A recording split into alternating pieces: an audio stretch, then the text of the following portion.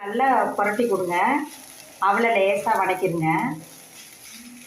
வதக்குன்னா என்ன பண்ணால் லேசாக டொமேட்டோ சாஸு போட்டுக்கோங்க. கொஞ்சம் சில்லி ஃப்ளேக்ஸு போட்டிங்கனாலும் நல்ல ஒரு டேஸ்ட் வரும். அப்புறம் பண்ணிங்கன்னா எலுமிச்சை பழம் இருக்குது பார்த்தீங்களா, அது லேசாக பிழிஞ்சு விடுங்க. பிழிஞ்சு விட்டுட்டு நல்லா கிளறி கொடுங்க.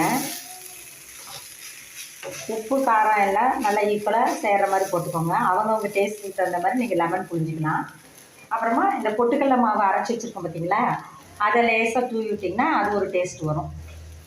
பொட்டுக்கடலை மாவு அதை லேசாக அப்படியே புரட்டி கொடுத்த மாதிரி வதக்கிட்டு என்ன பண்ணால் ஒரு 2 நிமிஷம் என்ன பண்ணால் அவளை நம்ம அப்படியே மூடி வச்சுருக்கோம்னா அது மூடி வச்சு கொஞ்சம் புழுங்கிட்டு கேஸ் ஆஃப் பண்ணிடுங்க. ஆஃப் பண்ணிவிட்டு கொஞ்சம் நேரம் கழித்து ஒரு 5 நிமிஷம் கழித்து எடுத்திங்கன்னா அது சாப்பிட்றதுக்கு ரெடியாக இருக்கும். கொஞ்சம் க்ளோஸ் பண்ணி வச்சிங்கன்னா அதோடய டேஸ்ட் நமக்கு தனியாக இருக்கும். அப்புறம் பார்த்திங்கன்னா இப்போ எடுத்து சாப்பிட்றதுக்கு ரெடியாக இருக்கும்.